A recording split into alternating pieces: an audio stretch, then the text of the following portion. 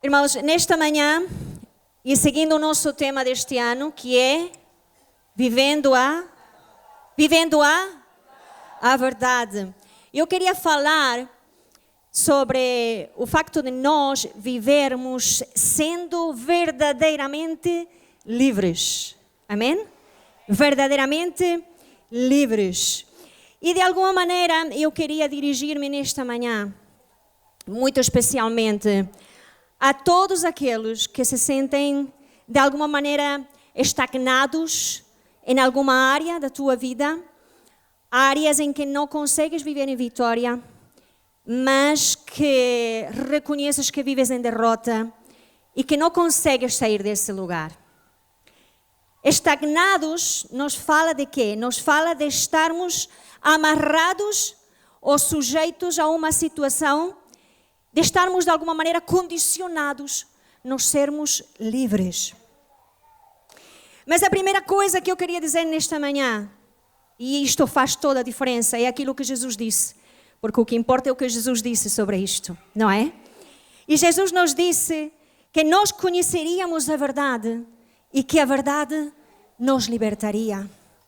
E por outro lado, e se o Filho vos libertar, sereis verdadeiramente livres. E nós estamos aqui a falar de uma liberdade em relação à escravidão do homem pelo homem, mas estamos aqui a falar de uma liberdade espiritual, emocional, não é? Em Cristo. Se tu estás estagnado ou encravado numa situação, ou num relacionamento, ou num hábito, e sabes que não estás como devias de estar, tens consciência hoje, nesta manhã, na casa do Senhor, diante dEle, que não estás completamente como tu devias de estar. Lembra-te do que Jesus disse, aquilo que eu acabei de dizer, não é? Que Ele está aqui para nos dar a verdadeira liberdade. Amém? Na sua verdade. Mas sabem, às vezes nós passamos tanto tempo encravados numa determinada situação que aquilo já passa a ser normal para nós. Aquilo já é o nosso normal. Vamos viver assim para sempre, porque é o nosso normal, o nosso habitual. Mas também quando estás na presença de Deus, quando nós estamos na presença de Deus, o Espírito Santo fala em nossas vidas. Quando nós conseguimos estar na presença de Deus, não é? Porque às vezes fugimos de estar na presença de Deus. Às vezes até trabalhando para o Senhor. Mas quando nós estamos na presença de Deus, Ele nos revela e Ele nos fala e Ele nos diz: há alguma coisa na tua vida que não está bem. Que estás estagnada, que precisas de ter uma mudança. E eu queria falar-vos nesta manhã que aquilo que está a produzir esta estagnação não são, lembra-te disto, irmão, não são as circunstâncias que te rodeiam e que estão fora de ti, mas o sistema de crenças que está dentro de ti. Às vezes nós culpamos as circunstâncias, nós culpamos as pessoas à nossa volta, mas o pior é aquilo que nós acreditamos sobre a situação. E às vezes é isto que nos amarra. De aí nós dizermos e proclamarmos Romanos 12:2, porque é a única maneira de nós sofrermos transformação, é renovando o nosso entendimento, o nosso sistema de crenças. Nesta manhã também queria falar do espírito de vítima. E nós vamos conhecer nesta manhã alguém que tinha esse espírito de vítima. Vamos a João 5. O Evangelho de João 5.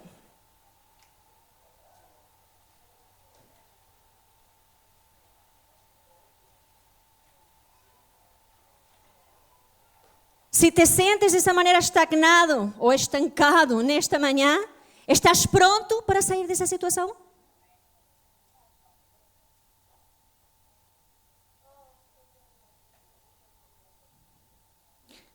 João 5, versículo 1. Passadas estas coisas, havia uma festa dos judeus e Jesus subia para Jerusalém. Ora, existe ali, junto à porta das ovelhas, um tanque, chamado em hebraico Betesda, o qual tem 5 pavilhões, ou pórticos. Neste jazia uma multidão de enfermos, cegos, coxos, paralíticos, esperando que se movesse a água, porquanto um anjo descia em certo tempo agitando-a, e o primeiro que entrava no tanque, uma vez agitada a água, sarava de qualquer doença que tivesse. Estava ali um homem enfermo, havia 38 anos. E Jesus, vendo-o deitado e sabendo que estava assim há muito tempo, perguntou-lhe: queres ser curado? E respondeu-lhe o enfermo: Senhor, não tenho ninguém que me ponha no tanque quando a água é agitada, pois enquanto eu vou, desce outro antes de mim. E então lhe disse Jesus: levanta-te, toma o teu leito e anda. Imediatamente o homem se viu curado e, tomando o leito, pôs-se a andar. E aquele dia era sábado. Por isso disseram os judeus ao que fora curado: hoje é sábado e não te é lícito carregar o leito. Ao que ele respondeu: o mesmo que me curou me disse: toma o teu leito e anda. Perguntaram-lhe eles: quem é o homem que te disse: toma o teu leito e anda? Mas o que fora curado não sabia quem era, porque Jesus se havia retirado por haver muita gente naquele lugar. Mais tarde, Jesus o encontrou no templo e lhe disse: olha, que já estás curado, não peques mais, para que não te suceda coisa pior. Nós vemos aqui o milagre, irmãos, que é um dos mais conhecidos, não é? De Jesus. De um homem, de um paralítico, que era levado regularmente a este tanque de Betesda, durante 38 anos. Ele era ajudado para ser transportado até esse lugar. Provavelmente, ele sofria uma paralisia que o impedia de se movimentar sozinho. Precisava da ajuda dos outros. E reparem, nós acabamos de ler o versículo 14. Há indícios, se não dizemos uma certeza, de que essa doença seria como consequência de um pecado, porque ele disse: vai, não peques mais, para que não te suceda o pior, não é? Este tanque de Betesda estava muito perto da Porta das Ovelhas e da cidade. E normalmente este tanque servia para quando os peregrinos chegavam até Jerusalém, quando era alguma festividade, que nós acabamos de ver, que havia festa nesse tempo. Eles levavam as suas ovelhas, os seus sacrifícios, os seus futuros sacrifícios animais, e lavavam os animais naquele tanque para apresentar depois o animal limpinho ao sacerdote para o sacrifício. E quando eu penso nisto, eu não acredito que aquele lugar fosse um lugar muito agradável, muito bonito, não é? Imaginem todos os animais que passam por ali, para já o perfume que devia estar naquela zona não devia ser muito agradável, não é? Com tudo o que é lavar os animais naquela zona, naquela área, não é? Não era um lugar bonito, não é? Mas sabem, naquele lugar existia uma crença, existia uma superstição, existia a ideia de que naquele lugar, de vez em quando, um anjo descia, movia as águas e as pessoas eram curadas. E por isso lá se instalaram coxos, cegos, paralíticos, atraídos por aquela crença, por aquela superstição. Estas pessoas que iam para lá eram pessoas que não eram livres de fazer a sua vida. Estavam condicionados por uma doença. Eles não eram livres. Estavam estagnados naquele lugar. Dia tras dia, eles estavam ali. Reparem uma coisa. Dizem alguns textos extrabíblicos, aquele tanque parecia que a sua água era assim tipo uma cor avermelhada. E os judeus também associavam o seu poder curador a essas características da água.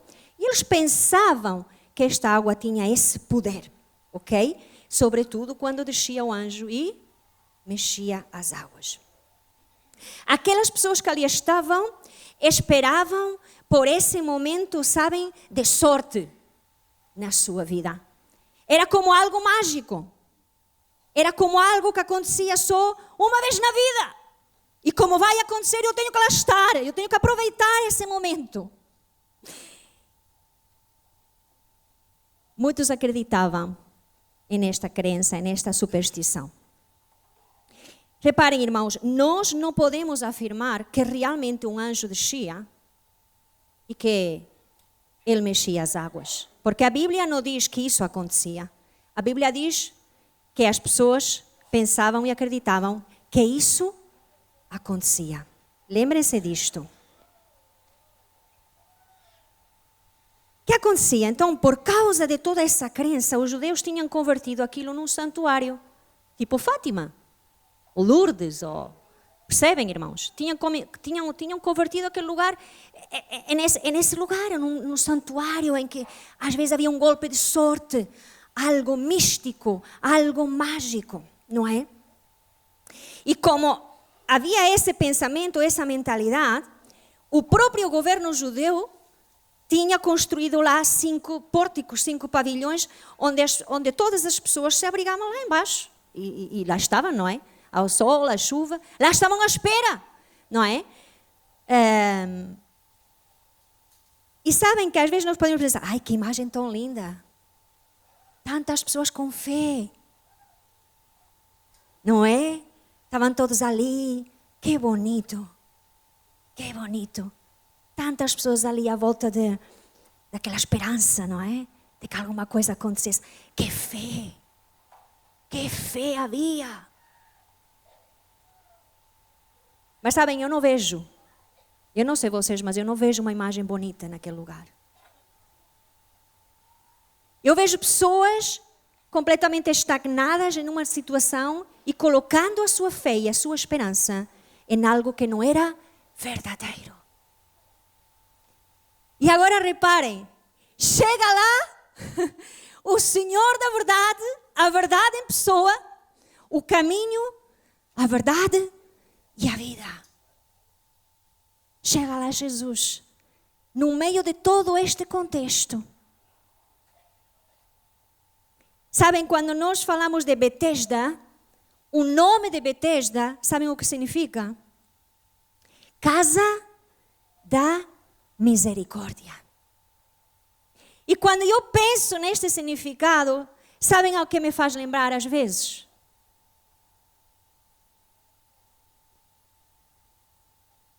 A igreja. Porque a igreja é casa de misericórdia. Amém, irmãos? Às vezes faz lembrar que, infelizmente, há pessoas que às vezes vêm à igreja, vêm à casa de oração, esperando domingo tras domingo que uma água mágica seja agitada por um anjo e que a sua vida mude. Esperando que venha um pregador famoso, sei lá, um convidado da Coreia ou qualquer coisa. Alguém de fora, tem que ser de fora, para ser mais mágico, para ser diferente. Esperando que venha um profeta que me dê uma mensagem profética específica para mim e que isso vai fazer como uma varinha mágica que me vai tocar na cabeça, plim, e eu vou mudar. Porque é algo mágico. E sabem, alguns confundem a fé com uma versão religiosa de superstição. E quem tem ouvidos para ouvir, que ouça. Às vezes é aquela frase, olha, ora por mim porque a tua oração é mais forte. A tua oração Deus ouve mais depressa. A tua oração é aquela aguinha, aquele anjo que vem, mexe a minha aguinha e eu salto para lá e eu sou curada. A oração de fulano tem mais poder, sobretudo se alguém de fora é um pregador de fora. Tem mais poder. Mas sabe, irmão, sabe, irmã, por muito que nós oremos, os servos de Deus oremos, ou qualquer pessoa que você adjudique a maior unção que você acha que tem para orar, há coisas que não vão acontecer na sua vida sem um passo seu sem um passo meu. Amém? Sabem, esse tipo de superstições evangélicas criam, sabem o quê? Um cristianismo sem responsabilidade. E nós não queremos viver um cristianismo sem responsabilidade. Nas nossas aulas de ETA, da quinta-feira, nós vimos estudando o último livro, Anjos, Homem e Pecado. E nós falamos precisamente que Deus colocou responsabilidade em Adão e Eva quando lhes deu uma ordem. E desde o princípio dessa ordem, e por aí fora, nós estudávamos que Adão e Eva tinham a responsabilidade individual, cada um deles, de obedecer a Deus. Sabem, às vezes nós queremos que Deus nos dê uma solução para a nossa situação de estagnamento, mas Jesus gosta de nos dar uma responsabilidade em relação a isso. Ouviste? Às vezes nós dizemos, Jesus, dá-me uma solução para aqui, para esta situação. Mas Jesus chega e te diz, te vou dar uma responsabilidade. Aí a gente já não gosta, porque não é mágico. Porque não é imediato, pensamos nós, porque não requer esforço. O quê? Alguma coisa da minha parte? Ai, que chatice. Então deixa de ser mágico. Mas sabem, nesta manhã, eu gostava de falar acerca destes paralíticos da alma. Paralíticos da alma. Pessoas que estão estagnados no mesmo problema, no mesmo hábito, no mesmo vício, na mesma religiosidade e ficam sentados nos bancos da igreja à espera que algo aconteça. Algo aconteça. Dia tras dia, domingo tras domingo, semana tras semana, mês tras mês, ano tras ano, à espera que o anjo venha e que mexa as águas. Mas nesta passagem, nós vemos que a vida deste homem não mudou. Atenção, irmãos, não mudou pelos anos que esteve à espera, mas mudou no dia em que teve um encontro com o Senhor da verdade, com Jesus, a verdade mesma. Sabem, é horrível viver assim. É horrível viver estagnado numa situação e não conseguir sair daquilo, sabendo que Deus tem muito mais para ti. E nesta manhã eu te quero dizer, irmão ou minha irmã, Deus tem muito mais para ti, muito mais para nós, para todos como igreja. Deus tem mais para ti. Como te podes conformar a viver dessa maneira? A viver a meio gás, entende? A viver só uma parte daquilo que Deus tem para ti.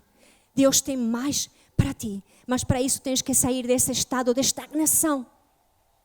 De paralisia. Paralisia mental, paralisia emocional. Paralisia, eu diria, da tua vontade, do teu querer. A nossa vida vai mudar quando ouçamos uma voz com autoridade e obedeçamos essa voz. Amém? Amém? É assim que a nossa vida muda, irmãos. É assim que a nossa vida muda.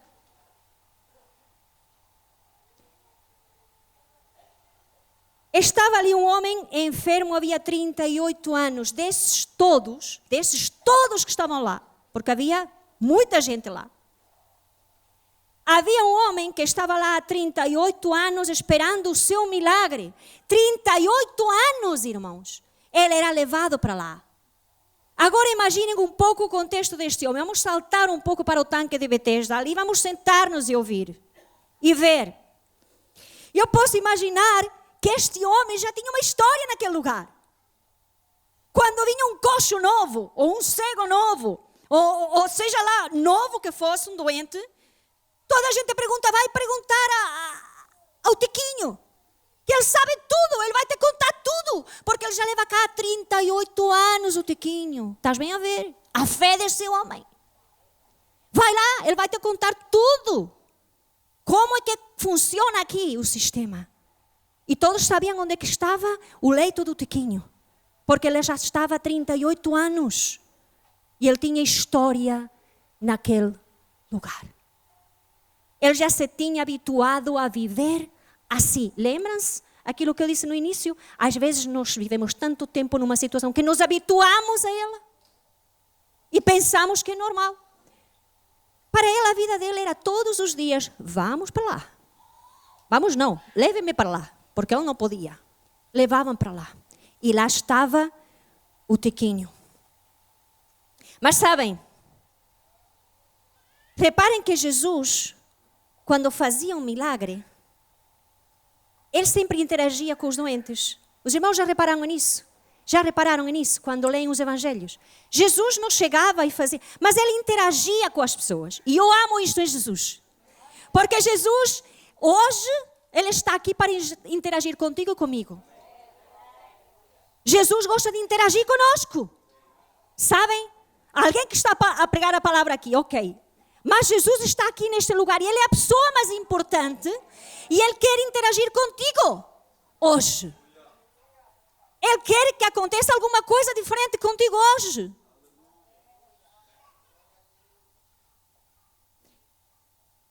Então, Jesus, vendo-o deitado, e Jesus sabendo, porque ele sabe tudo. Jesus sabe tudo. Deus sabe tudo acerca de nós. Deus conhece o nosso passado, Deus conhece o nosso presente e Deus conhece o nosso futuro. E Jesus, sabendo que ele estava lá há muito tempo, com toda aquela história, ele vai e lhe pergunta: queres ser curado? Repara, incrível isto. Jesus vai fazer o impossível, mas vai demandar de nós, e estava a demandar daquele homem, aquilo que tu podes fazer. Ok?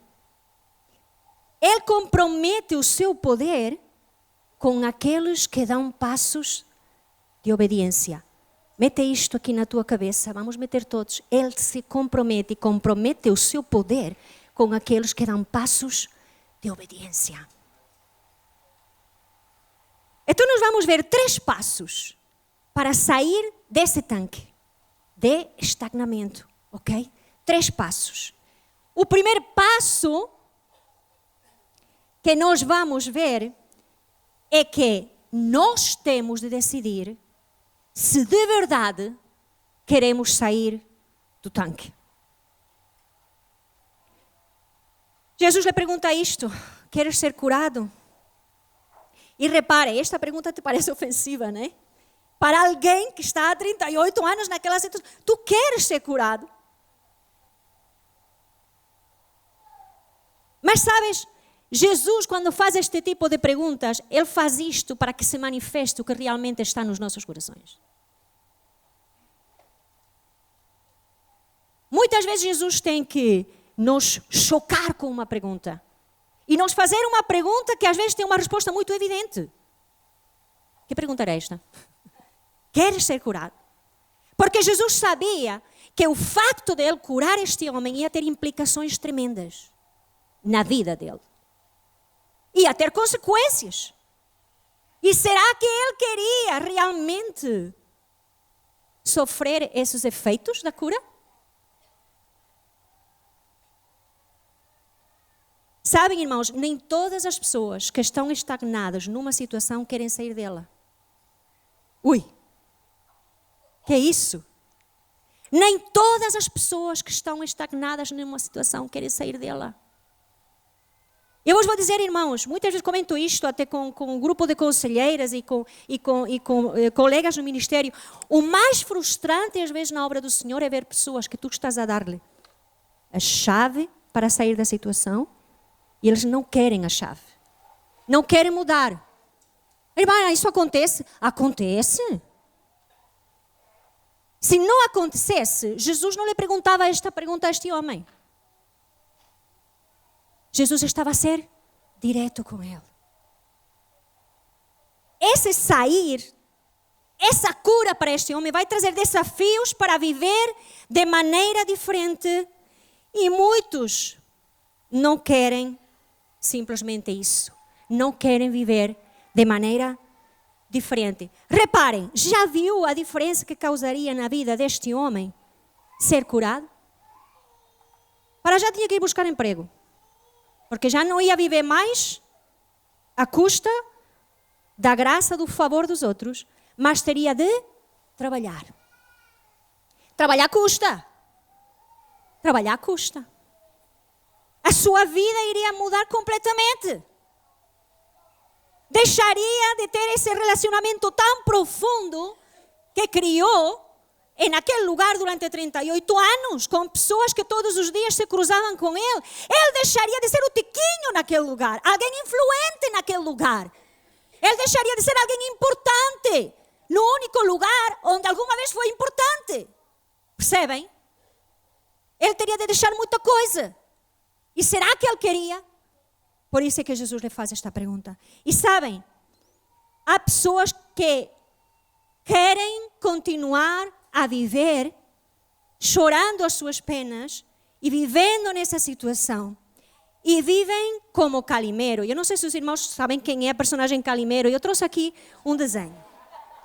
Quando eu estava a preparar a pregação, este Calimero veio à minha cabeça.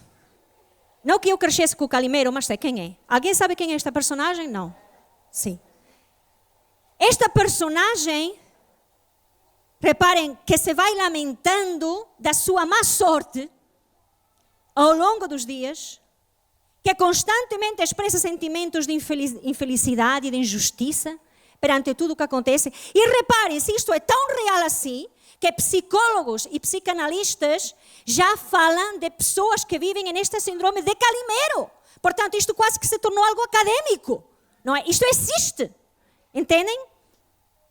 Este animalzinho, este pintainho que vocês veem lá, que tem a casca de ovo na cabeça, que não sei por que tem a casca de ovo, porque quando ele nasce, se nós vemos quando acontece isto, a casca de ovo, a casca sai. Não é natural o pintainho levar uma casca na cabeça. Não é. Mas ele ficou com a casca. Ele parece que não terminou de nascer. E a história de Calimero é que sempre vivem lamentando-se, sempre vivem culpando as circunstâncias que lhe rodeiam, sempre vivem com eu tenho uma má sorte. Mas, irmãos, a nossa sorte está em Jesus. A nossa sorte não só está, a nossa sorte é Jesus. Ele é a sorte para nós. Ele é a nossa herança. Aleluia, e Ele está aqui nesta manhã. Estas pessoas, este Calimero, ele não deseja ter uma mudança verdadeira, porque ele já se habituou a andar com a casca na cabeça. Já se habituou àquela identidade. Então Jesus lhe pergunta isto ao homenzinho. Reparem. Queres ser curado? Lembram-se de Bartimeu? O que é que Jesus lhe perguntou? O homem vem, filho de Davi. E Jesus lhe pergunta, o que queres que eu te faça? Hein? Parece outra pergunta. O que queres? Porque se calhar era outra coisa que ele queria. Não era ser curado. Por quê? Porque o ser curado ia ter implicações. Nós vemos este hábito em Jesus. E Jesus nesta manhã está a perguntar-nos aqui, tu queres ser curado disso? Tu queres sair desse estado de estancamento? Tu queres deixar de viver no tanque de Betesda, à espera que alguma coisa aconteça? Estar estagnado, ainda que seja algo medíocre, ouve, irmão, ainda que seja algo medíocre, é confortável. E há pessoas que preferem esse conforto do que o desconforto de uma vida nova, porque estão habituados a viver assim. Há tempos, numa formação da Comacep, ouvi que até os 24 anos de idade, por causa da fisionomia, da maturidade da pessoa, tudo, até os 24 anos é mais fácil mudar de vida, mudar de pensamento. Jovens que estão aqui até 24 anos, aproveitem a mudar tudo agora, tudo, rápido, até chegar aos 24. Porque dizem os expertos que depois do 24 é mais difícil deixar hábitos, é mais difícil deixar vícios, é mais difícil até casar, porque cada vez te tornas mais exigente. Não é? E estávamos a comentar isto, que nós tínhamos uma pressa para, através das aulas de Coma CEP, nós podermos chegar a esses jovens antes dos 24, não é? Claro que não é impossível, evidentemente, mas estou a falar de que às vezes nós, quando já temos uma certa idade, é mais difícil nós mudarmos. Não queremos mudar. Porque custa. Quantos de nós têm hábitos que não conseguem deixar?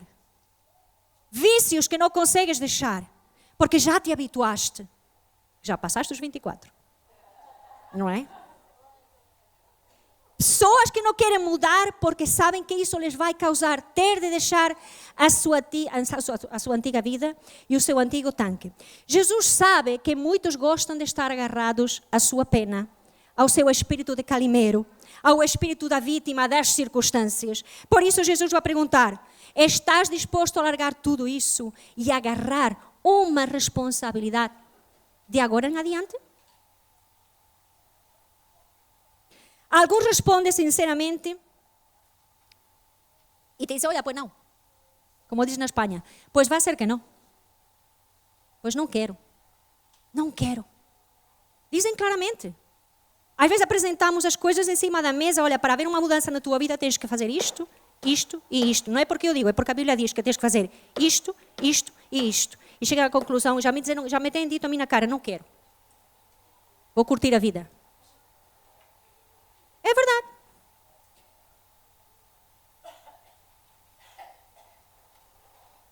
Sabem, alguns para quererem mudar mesmo têm que levar com um choque. Com um impacto como teve o filho pródigo. Esse é o impacto das alfarrobas. Tem que levar com o impacto das alfarrobas.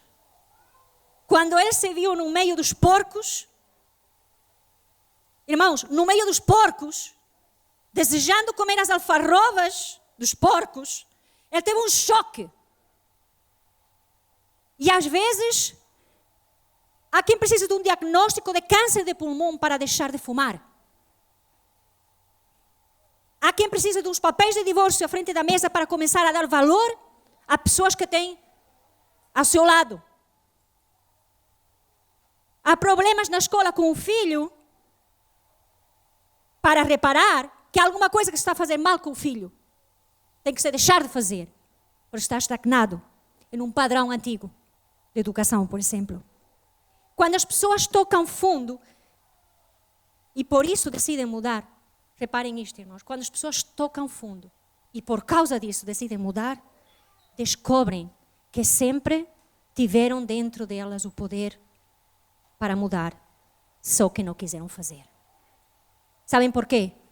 Porque algo de sermos a imagem e a semelhança de Deus significa que nós temos a capacidade de autossantificação. Nós podemos fazer isto em Cristo. Nós podemos fazer isto em Cristo. E não vai ser uma varinha mágica, vai ser a nossa determinação. E agora reparem, segundo passo. Tens de renunciar à mentalidade de vítima. Reparem a resposta deste homem à pergunta de Jesus: queres ser curado? E ele responde: Senhor, não tenho ninguém que me ponha no tanque quando a água é agitada, pois enquanto eu vou, deixe outro antes de mim. Mas criatura, o que é que está a perguntar-te Jesus? O que é que te está a perguntar Jesus nesta manhã? Queres ser curado? Jesus não está a dizer que como é que chegaste até aqui? Conta-me a tua pena. Por quê? Sabem por quê? Porque Jesus conhece a tua situação. E reparem, irmãos, eu não estou aqui a brincar, nem estou a menosprezar o teu sofrimento e a tua trajetória de vida. Porque se for assim, então vamos nos sentar os dois. E eu também te vou comentar e te vou contar o início da minha vida, que também não foi fácil. Mas não é isso que me vai fazer estar com a casca na cabeça. Eu tenho que mudar, eu tenho que deixar que Jesus me mude. Assim somos nós às vezes. Deus nos confronta com a sua palavra e nos pergunta qual vai ser a nossa escolha e nós mudamos de conversa. Já viram aquelas crianças que às vezes quando nós confrontamos as crianças, os nossos filhos, às vezes confrontamos com alguma coisa e eles de repente olham para o outro lado e dizem: "Oh mãe, vai chover hoje?" Não é? Nunca vos aconteceu? Ou o que é que vais fazer de almoço? E tu estás a falar ali de uma coisa super importante, e estás a confrontar o que é que fizeste, e ele de repente muda de conversa. E nós somos assim, com Deus às vezes. E este homem estava a mudar de conversa. Jesus estava a dizer: tu queres mudar? Queres ser curado? Queres sair dessa situação? E ele estava a dizer: ai, é que não consigo, é que eu cheguei até aqui, estou aqui há 30 anos. Se Jesus deixasse, ele contava tudo dos 38 anos. Mas para quê? Se Jesus já sabia. Jesus já sabia. Já conhecia. Jesus lhe perguntou: queres? Não, por que não estás curado? Veja lá que até nisso é misericordioso o Senhor. Jesus nem sequer nos pergunta: por que tu não tens sido curado até agora? Hein? Por que não saíste dessa situação de estagnamento espiritual, físico, de saúde, seja lá, até hoje? Por quê? E se havia alguém que tinha direito de nos dizer isto e nos perguntar dessa maneira, era Jesus. Mas ele não fez, porque ele sabia tudo daquele homem. E Jesus sabe tudo de ti. Jesus sabe tudo de ti. Como é que tu chegaste a esse hábito? Como é que tu chegaste a esse vício? Quais foram as razões que te conduziram até lá? Ele sabe tudo da tua casca. Mas Jesus te diz: ok, eu sei de... Mas queres uma mudança? Tu queres uma mudança? Tu queres sair dessa situação? A resposta que o paralítico lhe deu mostra ainda maior paralisia do que a física. E a pior paralisia não é física, irmãos, é mental. É verdade ou não? É a mental. Quantos se convertem a Cristo na prisão e testemunham que era a primeira vez que se sentem livres e estão em uma prisão fechados? Por quê? Porque a liberdade é interior, é algo espiritual. Qual é a resposta do homem? Ninguém me ajuda. Onde é que a Ana Maria vê ninguém me ajuda? Não tenho ninguém que me ponha no tanque. Não tenho ninguém que me tire desta situação. E a segunda parte da resposta: outros impedem que eu deixe. Vejam lá, que coisa mais... Meu Deus, que desgraça deste homem. Ninguém ajuda, ainda por cima os outros empatam para não descer. Ele punha a chorar os outros todos lá dos pavilhões, com esta história. Ele punha-os a chorar. Eles ainda com essa história conseguiam comover as pessoas que estavam à sua volta e pelo menos se alimentava daquela, sabem, compaixão. Ai, que tu não sabes, Ana, tu não sabes a infância que eu tive. Tu não sabes os pais que eu tive. Tu não sabes o carente que eu era. Ninguém me dava amor. Por isso que eu me agarrei àquele vício. Tu não sabes, quando eu tinha um problema, eu não tinha um conforto, eu não tinha uma afirmação, eu não tinha ninguém que me orientasse. Por isso é que eu fugia para aquele hábito. Por isso é que eu arranjei essa maneira de fugir. E eu não sei, mas Jesus sabe. E Jesus te diz nesta manhã: chega! Chega disso. Lembrem-se, isto é tão velho como Éden. Quando Deus chamou a atenção a Adão e Eva, o que é que eles fizeram, irmãos? Adão disse: foi a Eva que tu me deste. Foi a Eva que tu me deste. E Eva disse o quê? Foi a serpente que tu deixaste entrar aqui? Afinal de contas, quem é que tinha culpa? Quem é que era responsável? Adão. Para eles era Deus. Claro que era Adão, irmão. Adão e Eva. Mas eles estavam a culpar a quem? A Deus. Porque Deus tinha feito a mulher. Para que se lembrou disso? E porque Deus tinha deixado a serpente entrar no Éden. Quem é que tinha culpa? Deus. Quantas vezes nós ouvimos isto? Claro que nós, crentes evangélicos, alguma vez vamos deitar a culpa a Deus. Não! Nem por sombras. Só que dizemos coisas que são semelhantes e que chegam à mesma conclusão. É o marido que me deste. Que ninguém te deu, foste tu que te casaste porque quiseste. Ninguém, até hoje, acho que aqui ninguém põe uma pistola na cabeça. Foi a mulher que tu me deste. É o país onde eu vivo, é o governo onde eu vivo, é o sistema. Essa palavra então é o sistema tem a culpa de tudo. É o professor que me tem mania, por isso eu chumbo. Não, porque não estudo. É o meu irmão que é o preferido, é a minha irmã que é a preferida, é o meu pai que é um bruto, é a minha mãe que é uma controladora. Ai, Jesus. Realidades.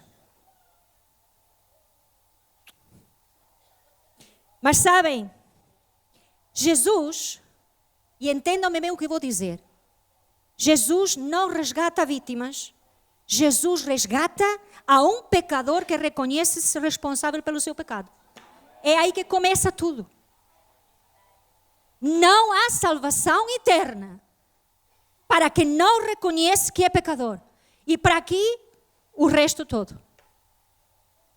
Levantar a mão e vir cá à frente e aceitar Jesus se não há uma responsabilidade, se não há e eu sou pecador e eu merecia a morte, mas Jesus morreu no meu lugar. Se não há esse reconhecimento, se não há essa responsabilização, não há salvação eterna para ninguém.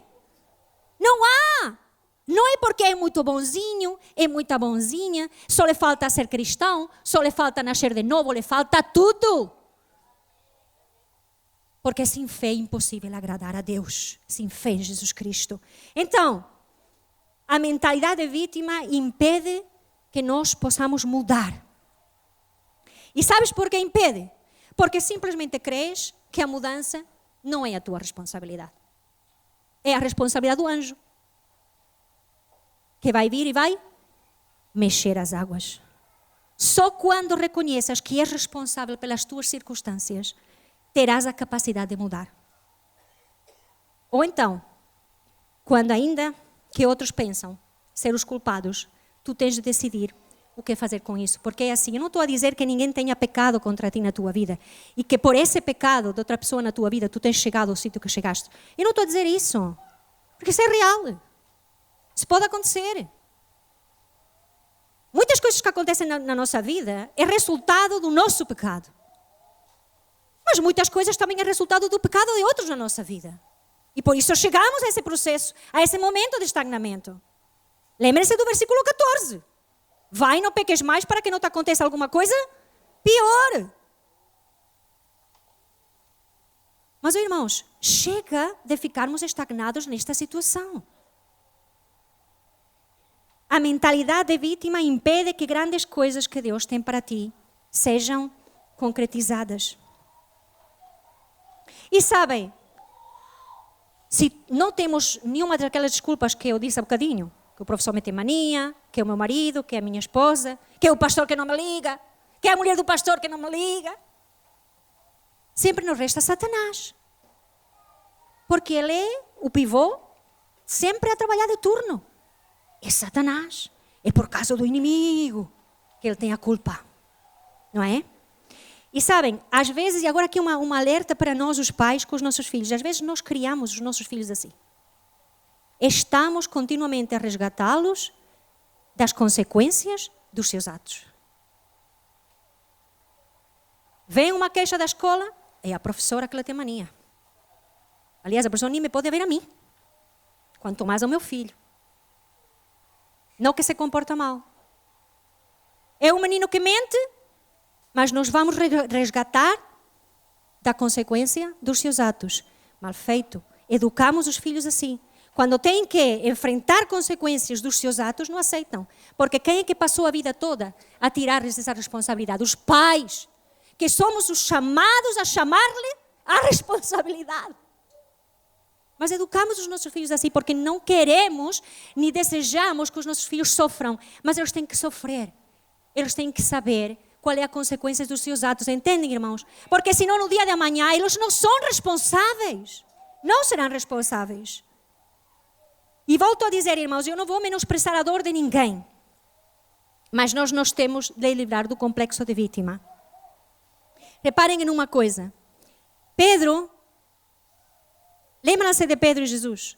Quando Jesus diz, eu vou ser morto, vão me fazer mal, e pronto. E Jesus está a dizer o que ia acontecer com ele. E vem Pedro e lhe diz, o que lhe diz Pedro? Não! Não te aconteça isso! Tu vais deixar que te cravem numa cruz e que fazem isso contigo? Não. E diz, vejam lá, tem compaixão de ti. Tem pena de ti. Irmãos, estão a perceber? E qual é o veredicto de Jesus acerca dessa afirmação? Essa afirmação vinha de onde? Do inferno. Tem compaixão de ti. Tem pena de ti. Na Bíblia, em lado nenhum, nós encontramos permissão para ter autocompaixão e autopena. Chega da pena. Chega do vitimismo. Nós não temos autorização bíblica para isto, irmãos. E Jesus disse, afasta-te de mim, Satanás. Reparem se Jesus tivesse se deixado levar pelas palavras de Pedro, que o amava, que queria servi-lo, que era alguém que tinha estado 3 anos ao pé dele, que era um grande amigo. Mas naquela hora ele não se deixou levar, e ainda bem que não se deixou levar, porque senão nenhum de nós estava aqui nesta manhã, celebrando a nossa vitória, aleluia. Celebrando a sua morte, celebrando a sua ressurreição e celebrando que ele está a passar por aqui nesta manhã para tirar alguns do tanque. Amém?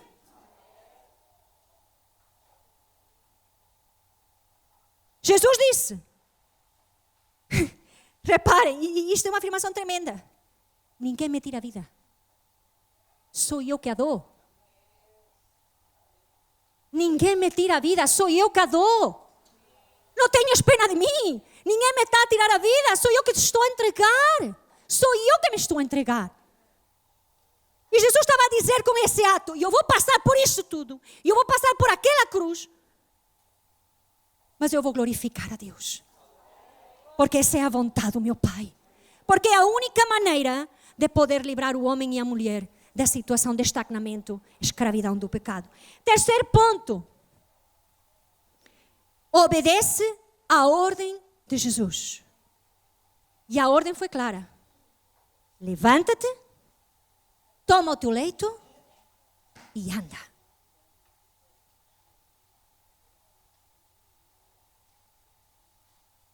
Levanta-te. Para aquele homem que estava no leito, irmãos. Imaginem um homem ali, no leito paralítico. Era impossível levantar-se pela sua capacidade humana. Mas Jesus lhe diz, levanta-te. E o levanta-te aqui significa tomar uma postura de fé. Aquelas pernas estavam já atrofiadas há tantos anos, irmãos. 38 anos que aquelas pernas não se mexiam. Às vezes nós estamos hospitalizados 1 mês no hospital e quase que não conseguimos andar quando nos levantamos da cama.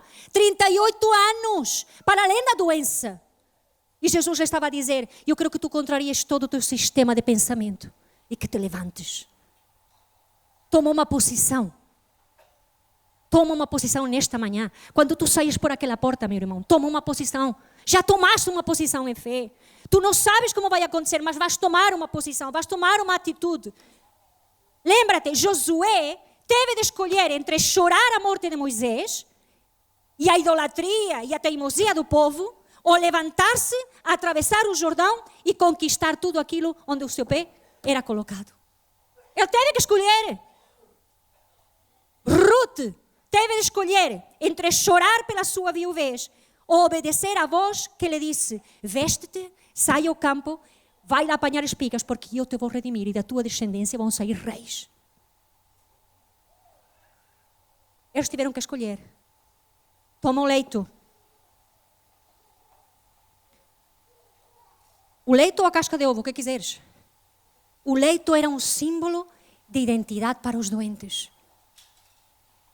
Ali estava a sua casa, o seu sustento, onde as esmolas caíam, a maneira de viver dele, a sua esperança. A esperança daquelas moedinhas. Sim, porque ao final do dia, porque se o anjo vinha, ninguém lhe punha lá dentro e afinal de contas, onde é que estava a esperança? Era no anjo das águas, era nas moedas, era nos dois, era mais ou menos? Era o sustento dele, era a sua maneira de viver, era a sua identidade. E Jesus estava a dizer, toma o teu leito. Quando Jesus lhe disse isso, ele estava a dizer uma coisa, renuncia a toda a possibilidade de voltar para trás. Porque ele ia tirar de lá o leito.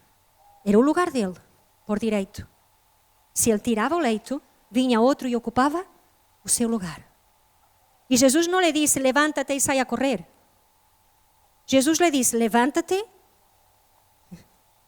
e faz desaparecer o leito. Como dizendo, não tens chance de voltar atrás. Isso significa o quê? Na nossa vida prática. Deixar aquilo que te dá aquilo que tu achas que precisas. Quando falamos de hábitos, quando falamos de vícios, quando falamos de cadeias, de prisões. Olha, isso significa, por exemplo, pegares no maço de tabaco e deitar ao lixo. E não gastares mais um cêntimo nisso. A partir de hoje, deixa o leito. Não servem as cascas de ovo. Isso significa que a partir de hoje não entra mais álcool na tua casa, porque não sabes controlar-te, porque termina por ser um leito, onde tu te lamentas do teu passado. Isso significa tirar, se calhar, o PC do teu quarto, ou tirar algumas aplicações do teu telemóvel para não veres pornografia. Isso é tirar o teu leito. E por aí fora. Isso significa, se calhar, admitir que estás errado com um filho, ou com um irmão, ou com uma mãe. Porque te agarras a esse leito. É a tua maneira de viver. Mas está errado.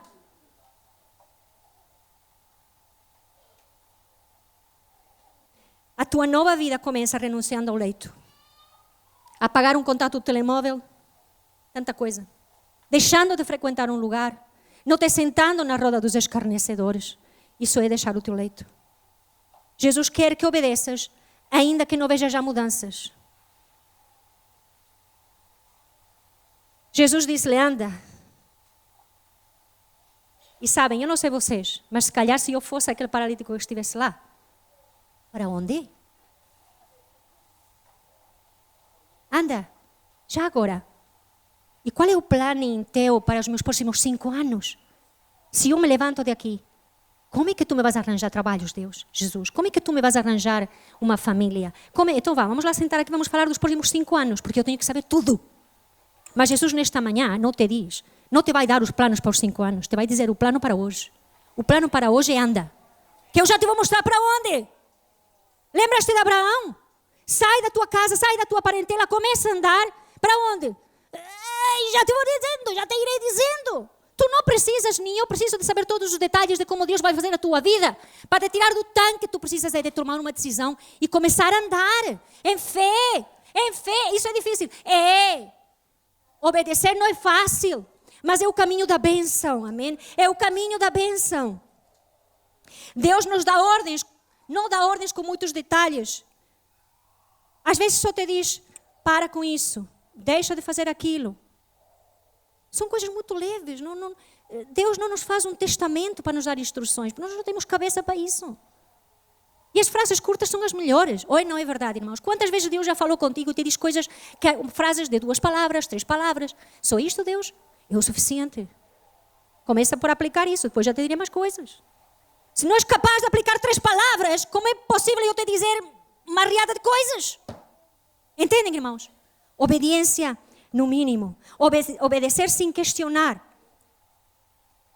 Ele se levantou, andou e as pessoas à sua volta lhe disseram, não é lícito o que estás a fazer. Ora bem, já só faltavam os amigos. O quê? Tomar o leito? A religião não permite. Como é que é essa maneira? Tomar o leito. É sábado, man. Não podes tomar o leito. Isso está proibido. E alguns dos teus amigos vão te dizer isso. Amigos, companheiros de paralisia. Desculpem. O quê? Tu vais deixar de fazer isto? Ah, então já não vais ter direito a estar no clube de... O quê? Tu vais começar a fazer isto? Ah, então eu já não quero andar contigo porque não me interessa isso. E Jesus vai começar a andar contigo. Quem é mais importante? É as pessoas ou é Jesus? E ele disse, olha, eu não sei se é lícito ou não. Mas o que me disse a mim, para me levantar e para andar, me disse para tomar o leite. Então eu sigo tudo, arrisca, que é para não. Porque já aprendi que obedecer é o caminho. Então eu não quero saber. E lhe perguntaram até, mas quem é ele? Eu sei lá, eu não sei quem é. Mas depois Jesus o encontrou no templo. Portanto, este homem depois foi para o templo louvar a Deus, adorar a Deus. E encontrou lá Jesus. Jesus, tu estás na igreja. Que surpresa, né? Jesus, tu estás na igreja. E Jesus o encontrou e disse assim, olha, vai e não peques mais, para que não te aconteça pior. Vê lá, fica ali, vigiante. Não é? Eu vou pedir que nós fechemos os nossos olhos nesta manhã, irmãos. Eu não sei o que é que Jesus te disse hoje, mas tu sabes. Jesus chegou ali ao teu tanque.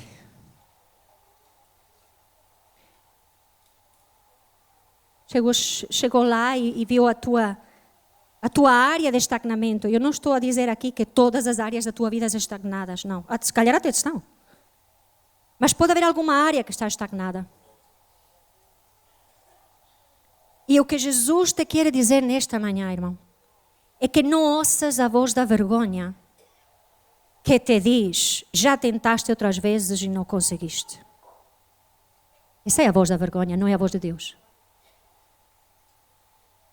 Não ouças a voz da culpa que te diz, não há uma segunda oportunidade para ti. Ou então a voz da religião que te diz, isso não funciona assim. Mas ouve a voz de Jesus, que é a voz mais importante.